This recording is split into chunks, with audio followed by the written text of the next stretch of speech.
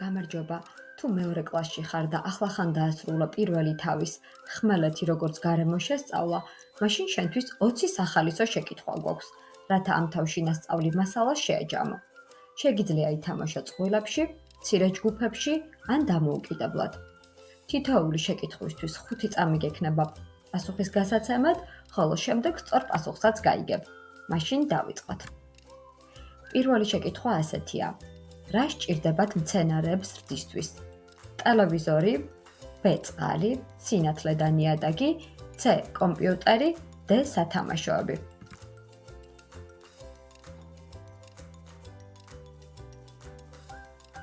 დრო ამოიწურა და სწორი პასუხია. მცენარეებს რა თქმა უნდა სჭირდებათ წყალი, სინათლე და ნიადაგი. მეორე შეკითხვა: რომელი ცხოველი არ ცხოვრობს ტყეში? a. მგელი, b. დელფინი, c. მელია, d. კურდღელი.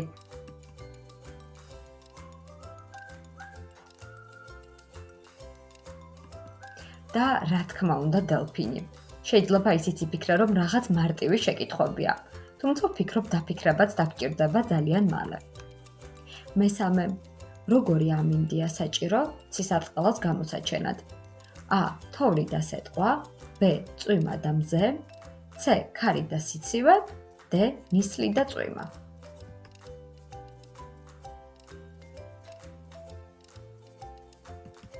რა თქმა უნდა, b. წვიმა და მზე. მეოთხე: რა ფუნქცია აქვს ფოთლებს მცენარეში? a. მათი საშუალებით მცენარე სუნთქავს და იკვებება, b. ისინი წყალს ასმევენ მცენარეს, c. ისინი მიწაში იზრდებიან, d. ისინი ყვავილებად გადაიქცევიან.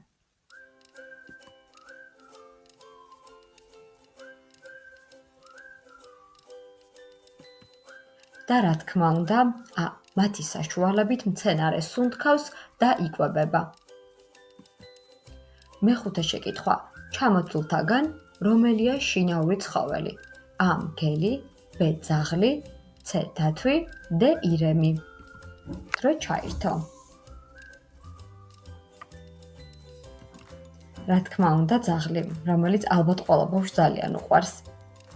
არა მხოლოდ ბავშვს, პრინციპში ადამიანებს. მეექვსე: რომელი ორგანო გვეხმარება სუნთქვაში? თვალი, ფილტვები, ხელი თუ მუცელი?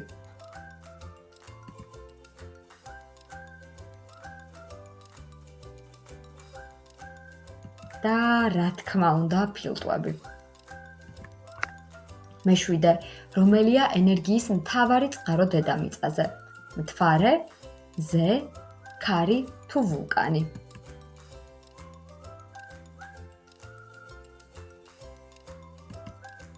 მზე. ეს არის მთავარი ენერგიის წყარო დედამიწისათვის. მერვე შეკითხვა: რატომ უნდა დავიბანოთ ხელები ჭამის წინ? a. რათა ვიყოთ სუფთა და ავიცილოთ დაავადებები, b. რათა სუფთა ხელები გქონდეს, c. რათა არ დავიღალოთ, d. რათა საჭმელი უკეთესად მივირთვათ.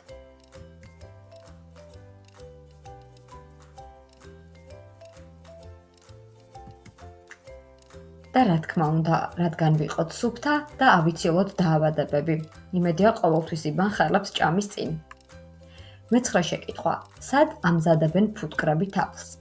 a. ბუდეში, b. სკაში, c. მიწაში, d. ხეზე.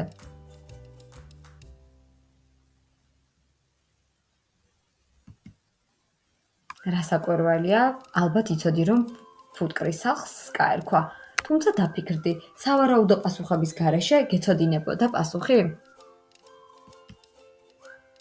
მეათე: წელიწადის რომელი დროა, როდესაც ხებს ფოთლები ვსვივათ? a. ზაფხული, b. შემოდგომა, c. გაზაფხული, d. ზამთარი.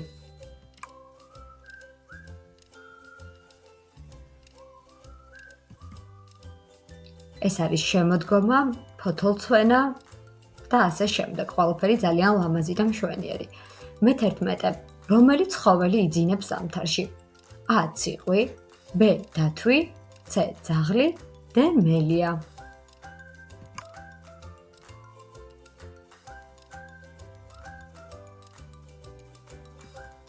და რა თქმა უნდა, ეს არის უსაყვარლესი ძალიან ფუმფულად დათვი. მე-12 შეკითხვა. ამასობაში იმედია არ დაიღალეთ. როგორი ამინდი შეიძლება იყოს ზაფხულში? ცივი და თოვლიანი, ცხელი და მზიანი, ქარიანი და ყინვიანი, ნესტიანი და გრილი.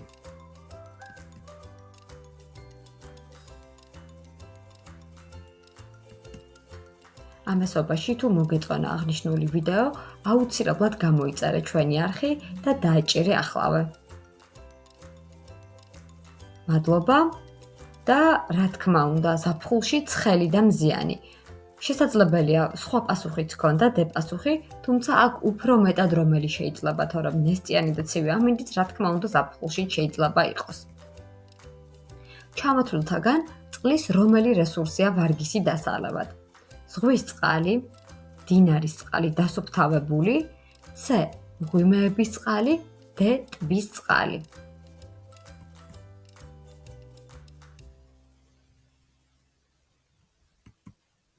და რა თქმა უნდა, მდინარის წყალი დასუფთავებული. ჩამოთვლილთაგან რომელია მთავარი საკვები წყარო მცენარეებისათვის? A. მზე, B. სხვა მცენარეები, C. ქვები, D. თესლი.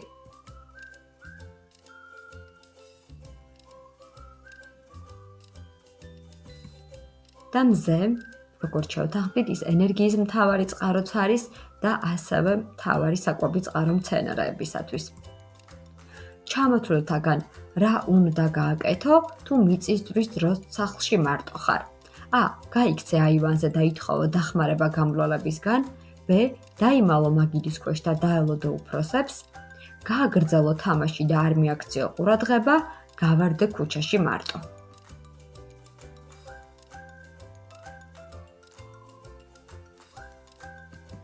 და რა თქმა უნდა, უმჯობესია დაიმალო მაგიდის ქვეშ და დაელოდო უფროს ადამიანებს. როგორ გამოიყურება მეწყერსაშიში ადგილი? A. მშრალი და სწორი მიწა, B. დახრილი ფერდობი, საიდანაც წყალი ჟონავს, C. ქვიშიანი სანაპირო, D. ასფალტიანი გზა.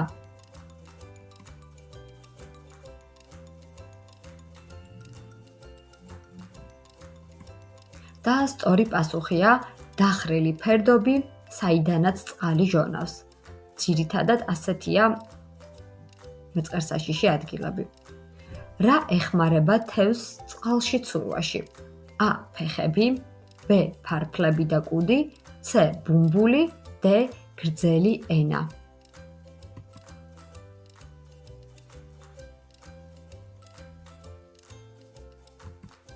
და რა საკვირველია ფარფლები და კუდი. გონი ილუსტრაციები გეხმარება კიდევაც, რომ უფრო გაგიადვილდეს პასუხების გაცემა. მე-19. რომელია ცოცხალი ბუნების ნაწილი? A. ქვა, B. ხე, C. მდინარე, D. მთა.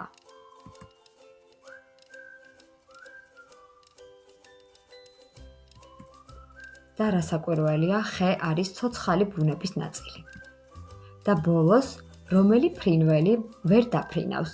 არწივი, B. ბატკანი, C. პინგვინი, D. ბუ.